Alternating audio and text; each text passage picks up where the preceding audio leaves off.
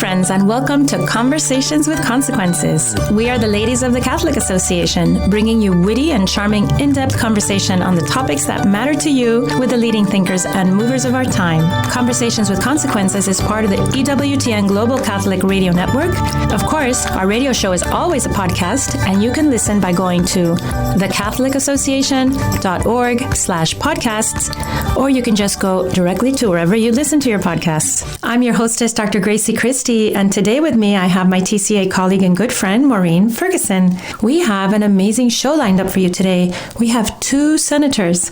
We're going to chat with Senator Roger Wicker, who serves the great state of Mississippi. He gave an impassioned speech on the Senate floor recently about international adoption. But first, we're very excited to have Senator Marsha Blackburn with us. She represents the great state of Tennessee. Senator Blackburn is a member of the Senate Judiciary Committee, who will soon begin the Senate confirmation hearings of President Donald Trump's Supreme Court nominee, Amy Coney Barrett. Senator Blackburn, thank you for taking the time to join us. I am delighted to join you, and thank you so much for the good work you have done in supporting Judge Barrett. We know that she is well qualified, she is experienced, she is highly regarded by her colleagues on both the left and the right, not only as an experienced jurist who is a constitutionalist and has respect for the rule of law, but as a woman of great accomplishment and success and strength of character, and I have to say, a wonderful mom, mother to 7 children, 1 with special needs and 2 that were adopted from Haiti. Well, Senator Blackburn, this is Maureen Ferguson joining Gracie, and I can't tell you how thrilled we are to have you on. Senator Blackburn and I are longtime pals. She and my husband used to sit next to each other when they were both in the House of Representatives. They sat next to each other on the House Commerce Committee. So, Senator Blackburn, over the past few years, we have had a few conversations about Amy Coney Barrett because she is just such a rock star for conservative women. And you, Senator Blackburn, have been such a role model for conservative women. So just on a personal level, what was your reaction when you heard that the president was actually going to nominate her to the Supreme Court?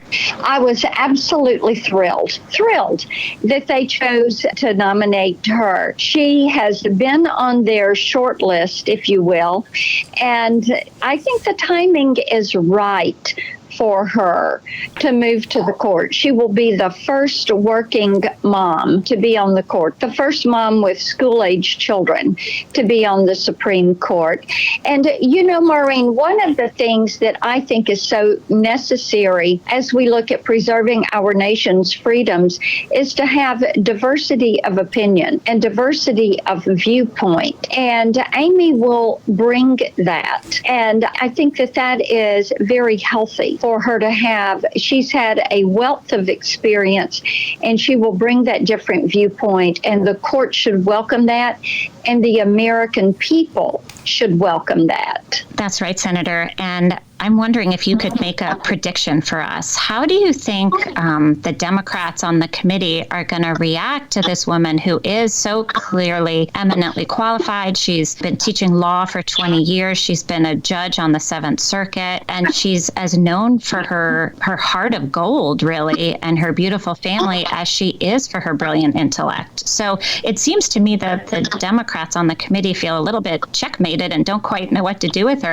One of the things that is of concern to me is the fact that they will try to villainize her. We see this happen regularly. And basically the left and the mainstream media will say, well, your opinion really isn't welcomed if you're pro-life, pro-family, pro-religion, pro-business, pro-military. And we know that they will come after her for being a woman of faith. And I have to tell you, Maureen, that one of the concerns on that front is the left seems to be pushing back on the religious liberty issue from a lot of different fronts. But when you see them pushing back on someone because they exercise their faith, because they take their children to church every single week, this should be something that sets off alarm bells for women. They should look very closely at what the left is doing.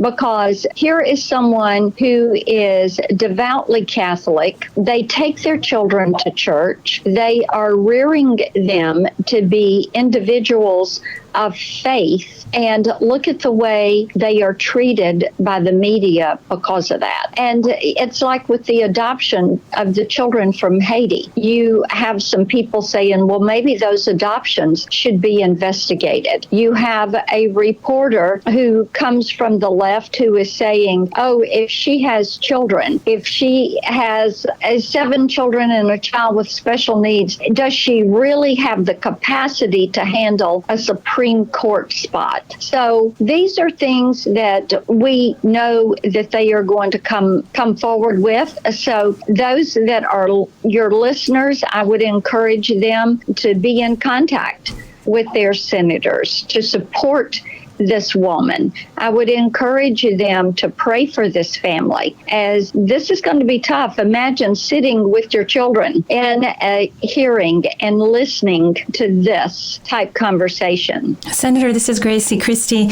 You mentioned a little earlier that she brings diversity, a needed diversity to the Supreme Court. Her position as a mother with school-aged children, as you just said, a woman who takes her faith seriously and is educating her children in the faith. I have the feeling that when all these attacks start, that there are so many women and of course men in the United States that are raising their children exactly the same way, and they have the same perspectives and the same priorities. They put the children first and they shape their families around the needs of the children, and then at the same time they're very successful professionally. Do you think that these attacks on a woman like Amy Coney Barrett, who really is a paragon when it comes to all these different strengths that she exhibits, do you think that these attacks are going to put off American people? You know, I think it will cause people to think twice. And as we are right in front of an election, and safety and security in your community is one of the top issues with women right now. And then if they see someone who is highly regarded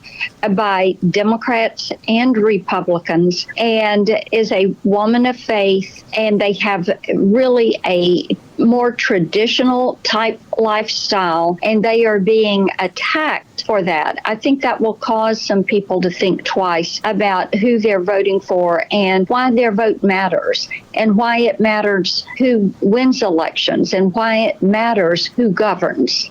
Senator Blackburn, I know Judge Barrett has been up on Capitol Hill this week meeting with members of the Senate and the Senate Judiciary Committee in particular. I have 2 questions. First, I'm wondering if you personally have met with her yet this round, and if so, what were your impressions? And secondly, we're noticing that many of the Democrats are simply refusing to meet with her, which seems quite disrespectful of this accomplished judge. I had the opportunity to visit briefly with her on Saturday when I was at the White House. I'm going to visit with her later this week, and I'm delighted that so many of my colleagues are having the opportunity to visit with her and to talk with her. So I look forward to that, and I look forward to being a part of these hearings at the Senate Judiciary Committee, and look forward to having the opportunity to keep you all informed as we move forward with these hearings. Senator, you pointed out that Barrett is not only a jurist that upholds the Constitution, she also has a tie to Tennessee. She graduated magna cum laude from Rhodes College. Is this a proud moment for the state of Tennessee? Oh, yes, indeed it is. And some of our friends in Memphis, where Rhodes is located, are incredibly excited about her being nominated and Rhodes having someone who has been there at Rhodes College being on the Supreme Court. It is certainly a proud moment for the state of Tennessee to have Amy Coney Barrett nominated to the Supreme Court. It'll be a proud moment for every state in the nation if she is actually appointed. So thank you so much, Senator Blackburn. I know that you're being called urgently to the Senate floor. It was very kind of you to give us this time from your very, very busy day. So Maureen, one of the things that we wanted to talk to the senator about that we ran out of time is that she wrote a book recently, And you got to talk to her about her book. She's excited about it. It sounds like a wonderful book. It's called The Mind of a Conservative Woman Seeking the Best for Family and Country. I'm sure she wrote this book long before Amy Coney Barrett was being considered for the Supreme Court. What a wonderful title for this moment that we find ourselves in. That's right. Senator Blackburn is, in addition to serving the state of Tennessee, she's also a pretty prolific author, and she writes a lot about women's issues and conservative women. So this book, it seems she was so prescient in writing this book because now we have this amazing conservative woman in Amy Coney Barrett who has burst upon the national scene to the awe of many of us. So it's a really interesting book, and she emphasizes it's sort of like an alternative to Sheryl Sandberg of Facebook's book, Leaning In, but how to sort of lean in the right way with keeping your family as a priority, your faith and your values, and thinking of the next generation and not just your career goals. So Senator Blackburn's previous book was called Life Equity, and I think that was kind of written in response to Sheryl Sandberg's book, Lean In. So anyway, Senator Blackburn really is a great role model for conservative women, and she also takes a lot of time, just like Amy Coney Barrett, to mentor young women, and that's why she's written this book. It's a really interesting position that young women find themselves in these days. Both you and I, Maureen, have young adult daughters, and we watch them grapple, right, with the world and with all their deep desires for family and children, and also their very laudable desires to excel professionally. And it's very complicated to mix these things. It's great that Senator Blackburn addresses these issues, which are so important, because the other side, the non-conservative side, would say they present this model of female success, which doesn't really include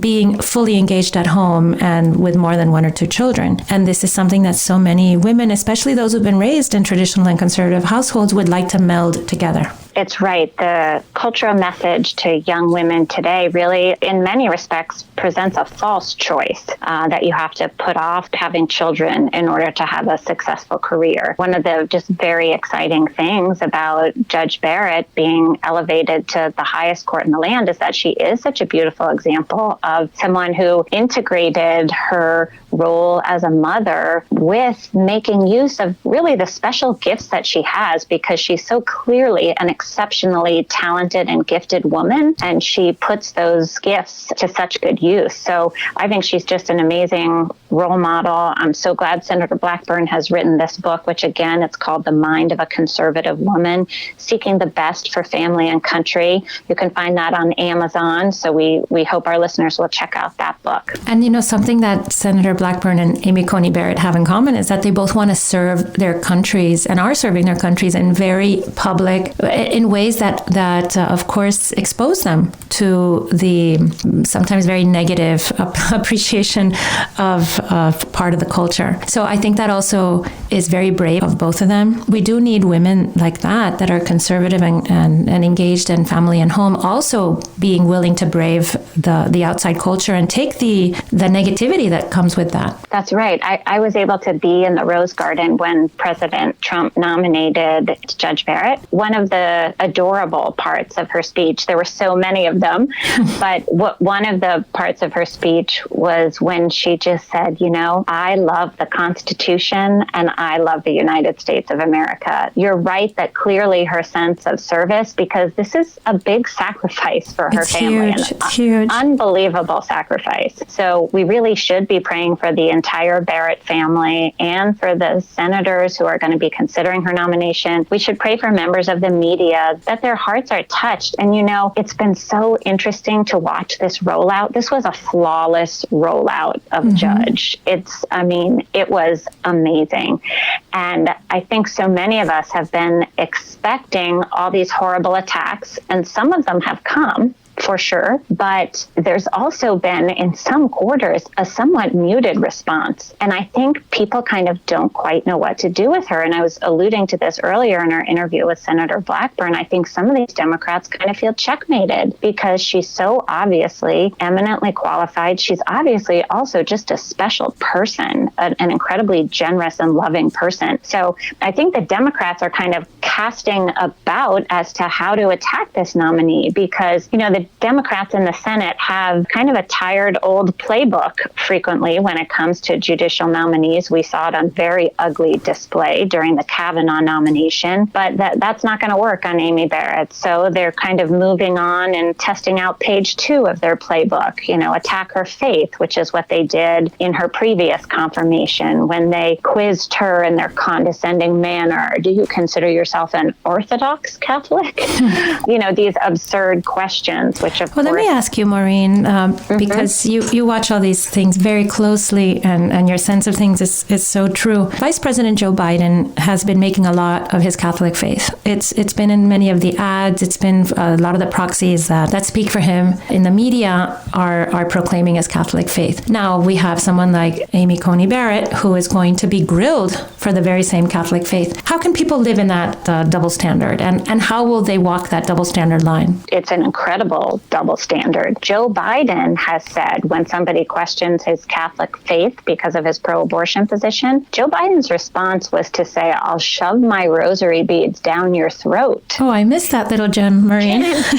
Can you imagine a conservative saying such a thing? I don't think Judge Barrett will be talking about shoving her rosary beads. Judge Barrett has quite appropriately said that when she is a judge, she looks at the law and judges the law according to her legal prism. She's not judging the law based on her religious principles. So Judge Barrett has quite an appropriate view of how a judge ought to be a judge. But anyway, the double standard is, it's almost laughable if it weren't so offensive. She wrote a piece, maybe a law review article in some sort of law publication many years ago, where she talked about what it's like, or what should it be like when a person is a judge and is also a fervent religious believer. I read through it a little bit. I'm not a lawyer, but I came away with the understanding that she meant very clearly that the person had to judge according to the law that was in front of her, that was her duty, and that she couldn't inject her own religious beliefs into her decisions. Does that ring true to you about Amy Coney Barrett? I think that's exactly what she has said and exactly what she would do. And everybody who knows her has testified to her integrity on that point. And we know even a liberal law professor at Harvard who clerked with her has said she does deserve a seat on the Supreme Court, that she's eminently qualified, that she knows the proper role of a judge. Progressives on the court they do use their belief systems in order to judge cases, right? This is why we distinguish between constitutionalist or originalist judges and the other ones, because they do bring their own belief systems, whether they're religious or not, to bear on the case in front of them. Well, it's part of the irony here that liberal judges do tend to insert their own views and opinions on public policy into their judicial decisions, whereas conservatives tend to, it's their judicial philosophy to judge the language of a law, to judge the constitutionality of the law based on the original meaning and the text.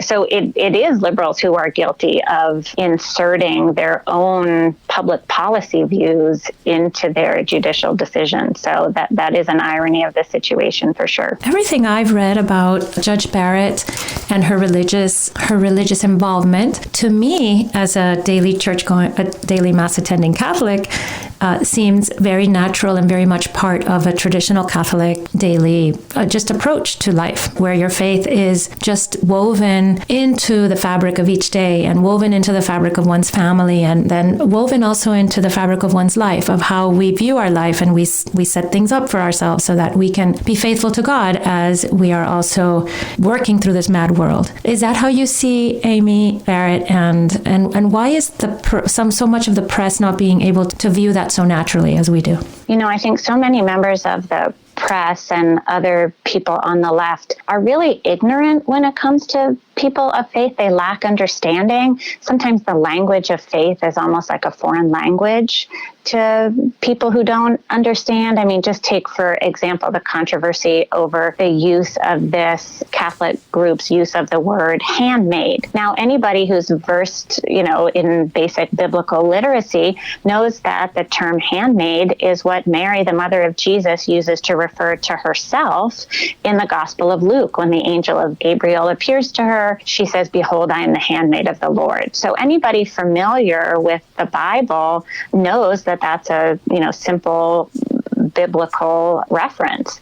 But if you're not at all familiar with that, that sounds like one strange word to use, So, and then members on the left have kind of made this crazy connection with this dystopian novel written by Margaret Atwood called The Handmaid's Tale. Of course, the two have nothing to do with each other, and it's an absurd slur to say so. And some of the members of the media have had to issue corrections on that very point. But I think it's also important to recognize where some of this comes from, that if you're outside of a faith tradition, it's easy to kind of look in and misunderstand. So just for example, when I was growing up, I grew up Catholic. One of my best friends was Jewish. I would spend time at her house. I went to Seders and Passovers. So I could have looked at some of the practices in their family and said, gee, this is so strange. Why are we eating bitter herbs? Why are we sending the youngest child to the door to look for the prophet Elijah?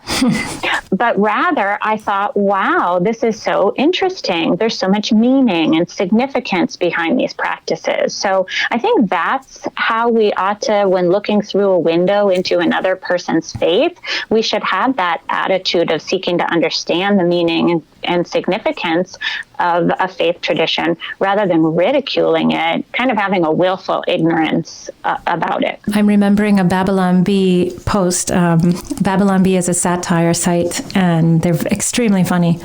And it said, the new nominee, I'm going to butcher it because they're very funny the way they say things. They said, the new nominee is said to belong to a sect in which they eat the flesh and drink the blood of a strange Jewish man. Right. So obviously, if you're looking from outside of faith tradition, it's very easy to misunderstand. Yes. Misunderstand different faith practices and traditions.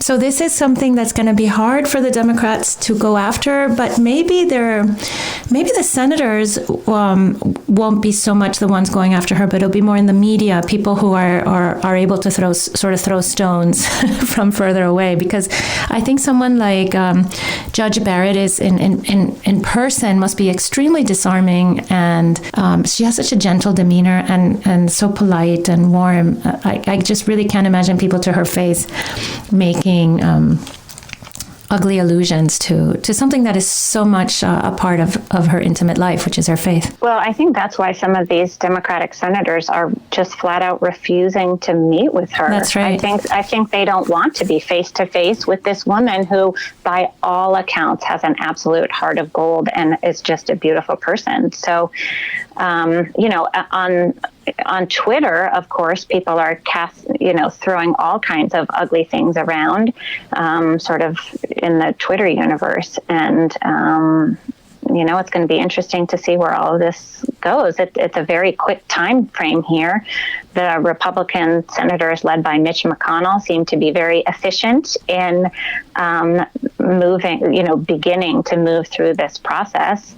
It's exciting to see Judge Barrett meeting with these different senators and getting ready for her hearings, which will begin just in the next few weeks. And just a reminder again to our listeners to please pray for her and her family and for all of those involved. And Maureen, I wanted to ask you, there were something came up during the debate, the first debate that was so entertaining. Something came up, and I wanted to ask you what it meant.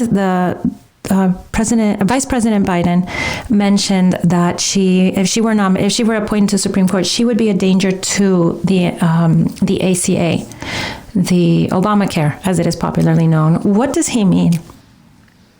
Well, I was alluding to this earlier, that I think the Democrats, they don't know how to handle this nomination because she's just so good. So they are casting about, trying to, try different pages of the playbook to see what's the best political hit on her that would be advantageous to them, the Democrats, personally, because we're so close to the election. So somehow they think, now we have no idea how Judge Barrett would rule on this upcoming case on Obamacare, the ACA, the Affordable Care Act, but the Democrats know that the issue of health care polls well. So that's why they're hitting her preemptively on a case she hasn't even ruled on. So on the one hand, it's kind of like a baseless attack, but on the other hand, they know that it could be a good political attack. So that's why they're focused on talking about healthcare and the Affordable Care Act and pre-existing conditions and all these things. It's quite a leap for them to jump to that, but that's where they're going. Well, I'm glad you cleared that up for me. Now, Maureen, we have to end the segment, but I wanted to point out that I have seen some ugly attacks on Twitter about her adoption of her 2 Haitian children. And the attacks seem to be based on a racialist idea that people should only adopt children within their own race, which I take personally. I have a Chinese child and I'm Hispanic, and as far as I can tell, that doesn't separate the difference in our races doesn't separate our hearts in any way, mine and my daughter's. What do you think? I'm sure we're not going to see this in the Senate hearings, but we'll definitely hear about it in the media. Well, and as you said, we already are. This is, there's actually a really well-known person who conducts racial sensitivity seminars for various corporations around the country. And he put out the ugliest tweet on this. I think you're right that I don't think the senators will raise this, but there's a wonderful article in the Wall Street Journal on this topic written by Jason Riley, if anybody wants to look that up. But I'm glad that you raised this, Gracie, because our next guest is talking about just this topic and has been raising it on the Senate floor because there is a bias in some areas of the adoption space that raises questions like these. And sadly, it's causing more and more orphans to be left in orphanages rather than welcomed into a family. So it's one of those tragic kind of ideologies that just has really sad consequences for real people and children in particular. Well, you're listening to Conversations with Consequences. Stay tuned. Coming up next, we'll have Senator Wicker, and we'll be talking to him about his efforts to streamline international adoption and make beautiful families like Judge Amy Coney Barrett's family more common.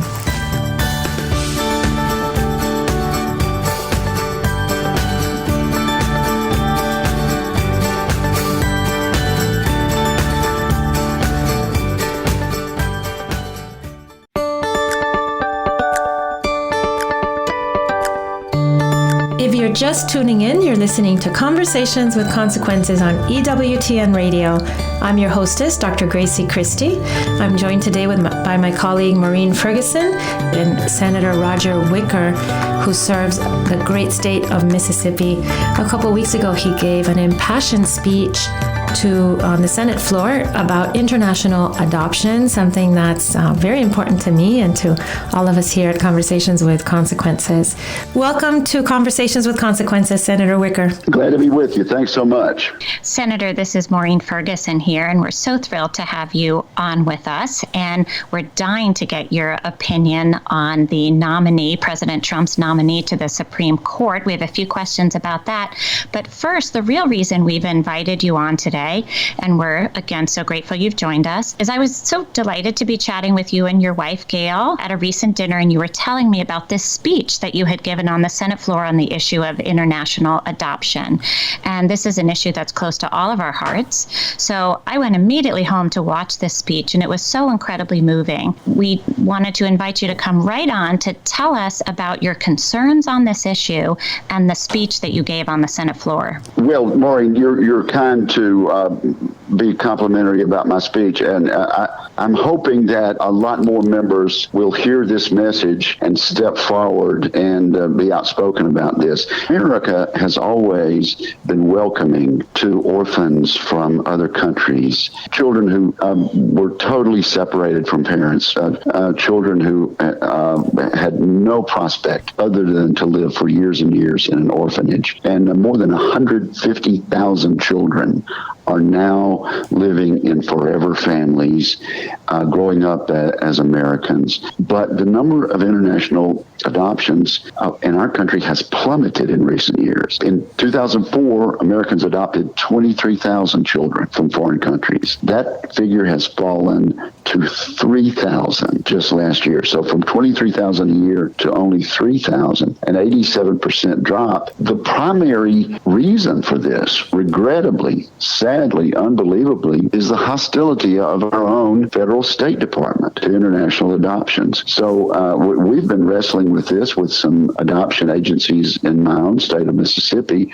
who've just been tearing their hair out about this. There are children who need families. There are families in America who want children, and yet we have encountered stumbling block after stumbling block from our own federal government, particularly the State Department. Senator, when Maureen got back from this dinner that she was at with you, this is Grazie Christie, she told me about you and your speech, and I also listened to it, and I said to her right away, let's have him on, because I have a great interest in adoption. I have a little girl from China that I brought home in 2007 when she was almost a year old, and so for me, for our family, international or intercountry adoption it's beyond a blessing in our lives. It's something that has given us so much joy. And we're also very conscious of the fact that back in China, where she's from, the orphanages continue to be full of children, mostly little girls, who really have no prospect of ever finding a home, because in China, there's no national adoption program. People in China don't adopt children. That's not even a possibility for them. That's something that maybe some Americans don't know. Right. Well, we have children in our church. We go to First Baptist Church in Tupelo, Mississippi.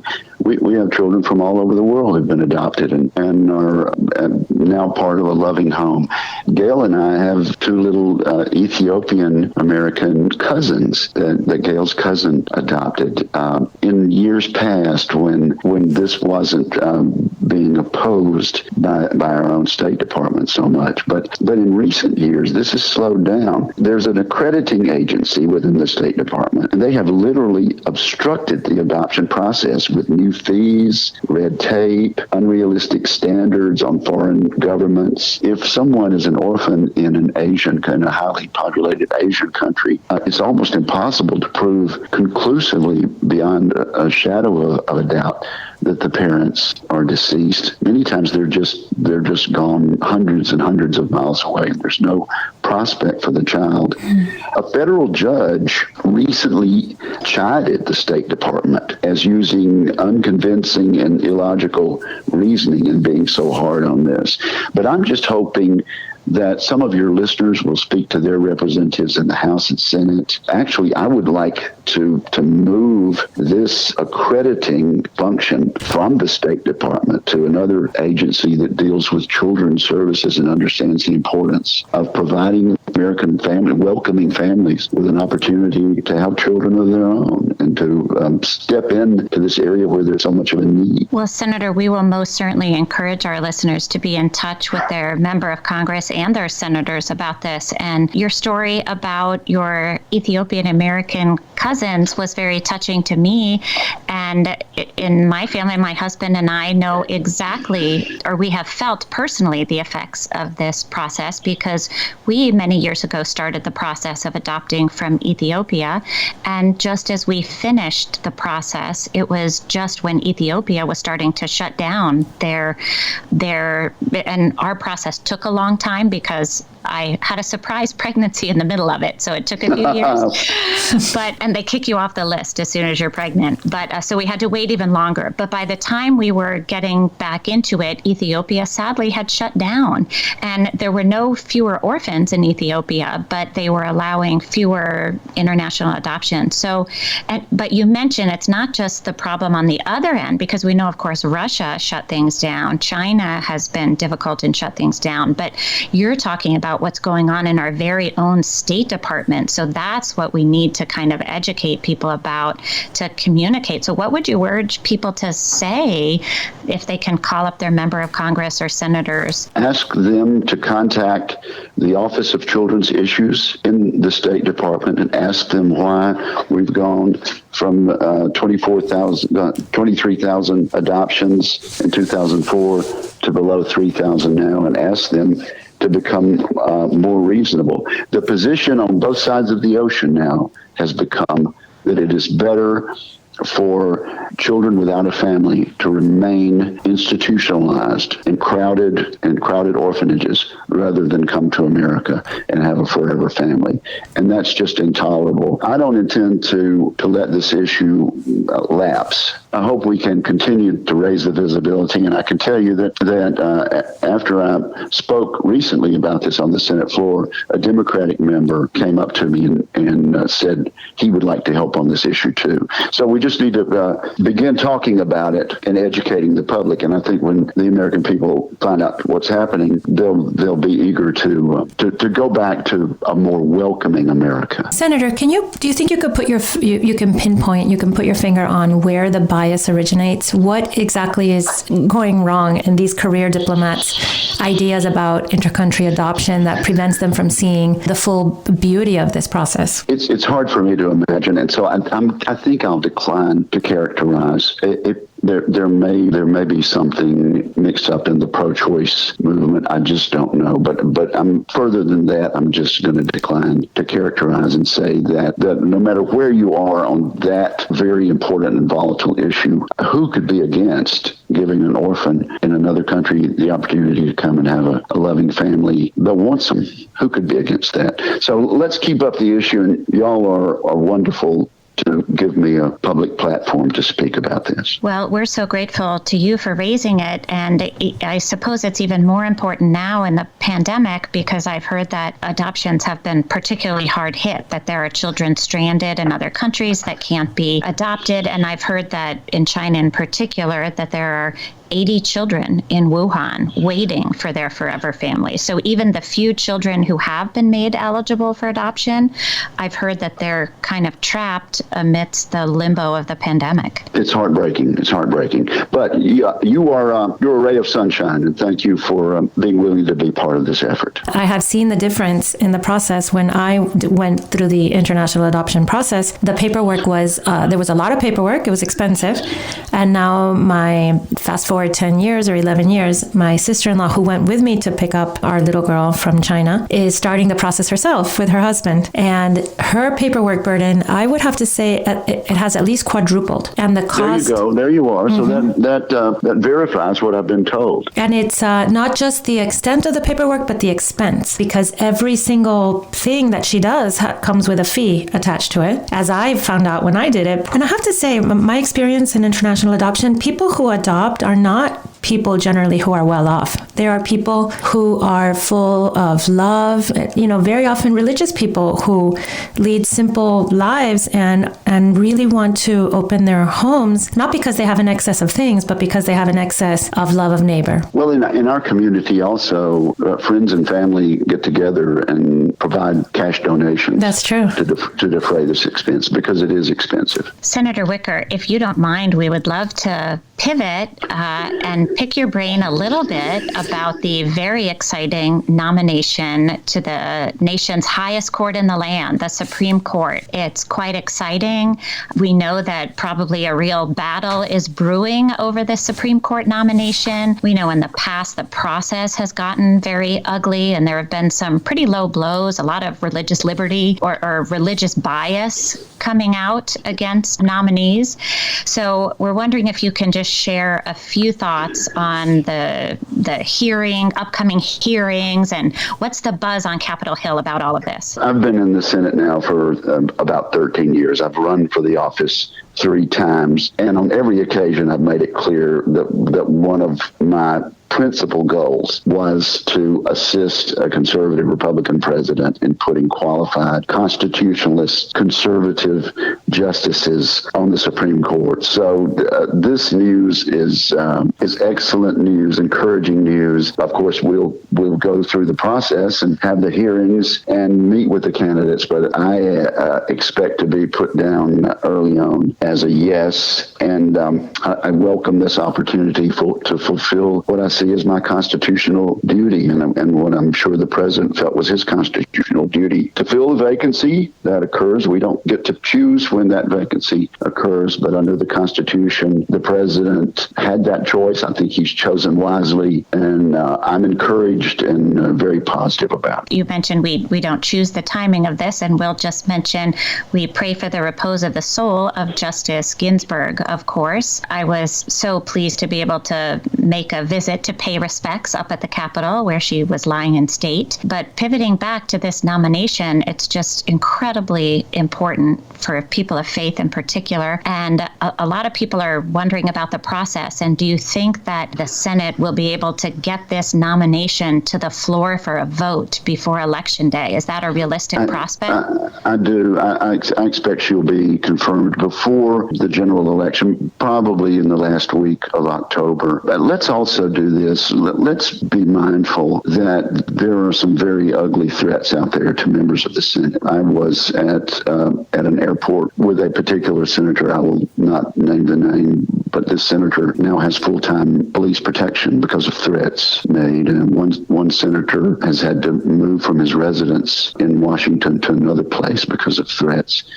So there's a lot of ugliness out there, and I think every member of that Judiciary Committee would appreciate being the subject of prayer during this time, because it's a different day and age than I ever experienced in my younger days during the Supreme Court nomination. So particularly the ones on the committee are undergoing some very, very vicious treatment, and I regret that, but we need to be mindful of it. And so I'm telling our listeners, these people need our prayers. Well, I'm so glad you mentioned that, Senator, and you certainly have ours, and I'm sure that our listeners will also pray for these men and women that are really under a terrible public scrutiny, and as you say, in danger. It seems that America is becoming a very fractured place. It's very sad to see for all of us, whether we are making things happen like you are in DC or just watching and praying. Senator, one of the things that has been so difficult for people of faith is the way that recently nominees to any kind of position, but especially judicial positions, are being held to a very strange scrutiny about their faith, usually their Christian faith. And this is very disturbing, and it's something that we've seen getting worse and worse. Back in 2017, you supported Amy Coney Barrett when she was nominated for the federal bench, and you said, if you don't mind me quoting you, the tactics that Senate Democrats have deployed to delay her nomination prove the lengths they will go to distort the rules and abuse the process. They have even gone so far as to imply that her Catholic faith could be a liability. It's amazing. And what happened to Justice Kavanaugh was just beyond the pale. It really makes a family man who's got a successful career elsewhere think twice before subjecting himself to that type of character assassination and completely unmerited character assassination. But I'm glad that people are still willing to step forward and stand in the gap. And I would just hope that these organized efforts, they're not spontaneous. They're organized by some of the wealthiest people in the world to move our country to the left. I would hope that the majority of Americans would recognize these for what they are and reject them. That's right. Well, again, we are most certainly keeping the nominee in our prayers. We'll certainly keep all the senators in our prayers. And, Senator Wicker, we Catholics, we do the St. Michael prayer to bind the evil one. That's a Catholic thing. St. Michael the Archangel, defend us in battle.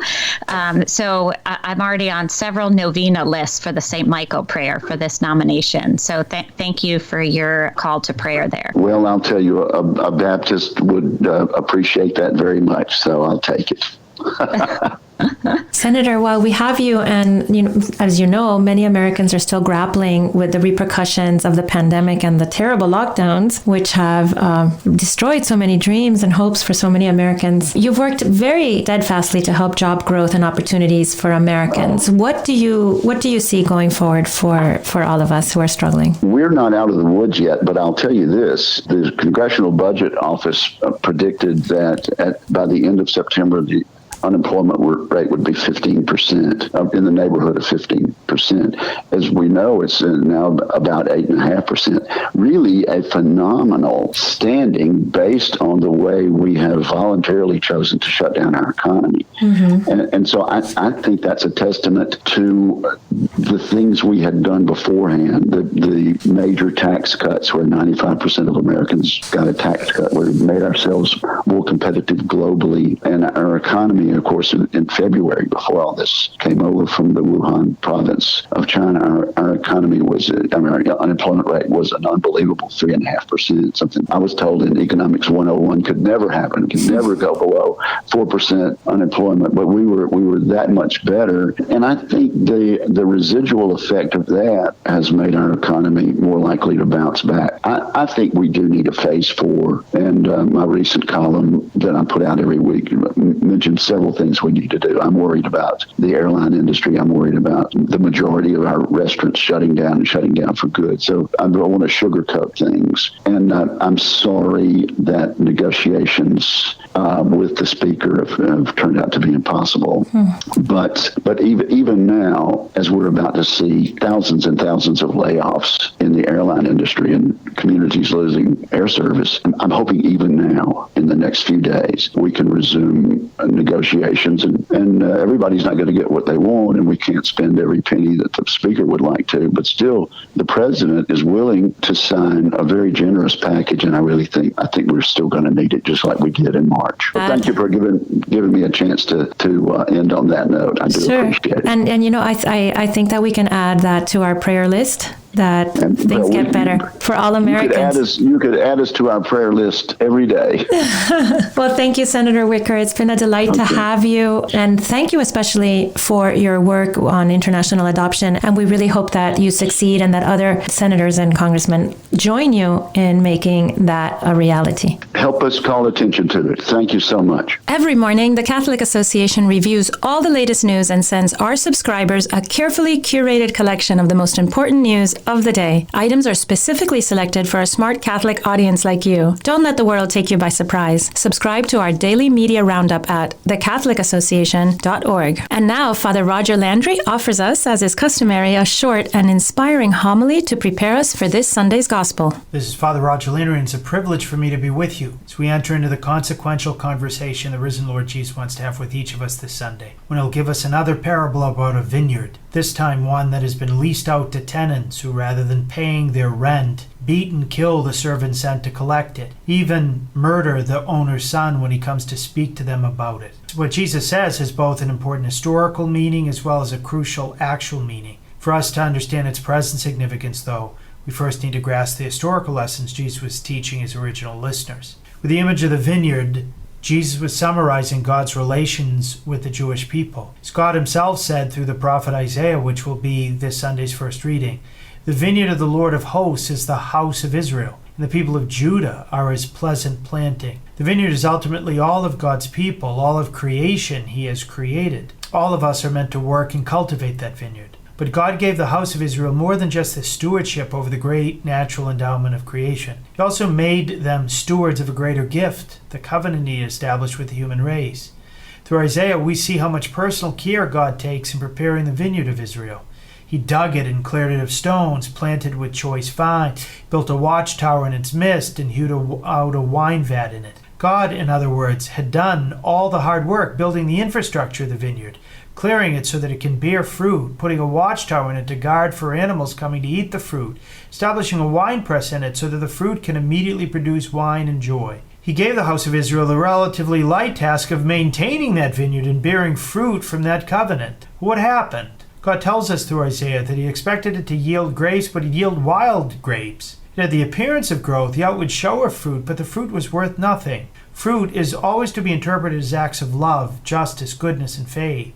This is not what God found. He found, rather, bloodshed. So the owner of the vineyard, God the Father, as Jesus tells us in the parable, sent his servants, the prophets, to remind them of the need to produce good fruit from all of God's gifts, and to teach them by word and example how to do so. But the reaction was to beat and kill the messengers. So God the Father sent others more than the first, and they treated them in the same way. This precisely happened to God's prophets. Almost all of them were executed. Jesus, in fact, would later lament over the holy city, saying that it was the site of the martyrdom of so many prophets. Jesus tells us that after all of those unjust deaths, his father, the landowner, sent his son to them, saying, "They'll respect my son." But rather than respond with gratitude for yet one more chance, they said to themselves, "This is the heir. Come, let us kill him and get his inheritance." So they seized him, threw him out of the vineyard, and killed him. When Jesus said those words, he was telling them precisely what was occurring in their hearts at that moment, and prophesying what would happen within 2 weeks. That sentiment, "Come, let us kill him," reverberated through Pontius Pilate's courtyard as they screeched, "Let him be crucified." What was essentially going on within their hearts was that they didn't want to be stewards of God's vineyard, but owners. They didn't want to have a God over them. They wanted to be gods themselves. Like power-hungry princes who kill all other claimants to their throne, they killed anyone who tried to teach them otherwise. The great English writer C.S. Lewis once said that the devil's always trying to get us to think we're owners. He wants us to say, like a whining child on its most selfish days, "Mine. It's my life, it's my work, it's my money, it's my family, it's my future, it's my Sunday. Mine, mine, mine." The first Sunday of October is Respect Life Sunday. When we pray and recommit ourselves to living and proclaiming the gospel of life, we can see how the devil has insinuated the lie C.S. Lewis describes into the hearts of so many who justify abortion and euthanasia. Pro-abortion leaders and politicians, for example, trumpet the diabolical idea, "It's my body, it's my choice." But their child's body is not their body. Not even our body is our body. We're stewards, not owners. Once the devil, however, has gotten someone to start thinking he or she is an owner and not a steward, disastrous consequences follow. Something we've seen happen 60 million times in our country alone since Roe versus Wade. We see the same diabolical seduction at work among those who are pushing for euthanasia, or sweetly entitled physician-assisted suicide. People say, "It's my life, I'll determine when it ends." But it's not their life. Once again, we're stewards, not owners. It's no surprise that once people start to think that we, rather than God, are the Lord of the living and the dead, that other atrocities ensue, like involuntary euthanasia, which is nothing short of murder. In the Netherlands, where they've practiced euthanasia now for a quarter of a century, doctors have started to determine when life is worth living.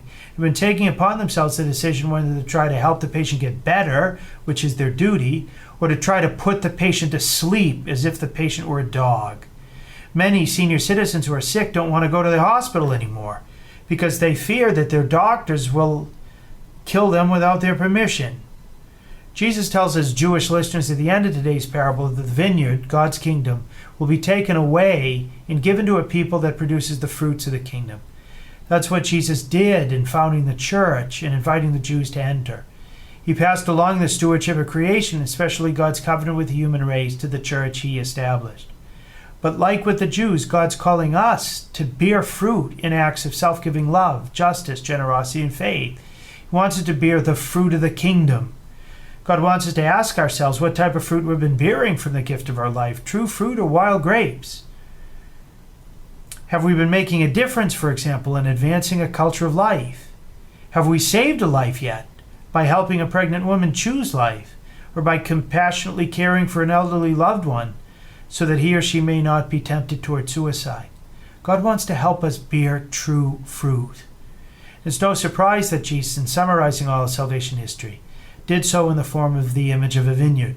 He knew from all eternity that he would one day take from the fruit of the vine and turn it into his own blood, which is the price of our salvation.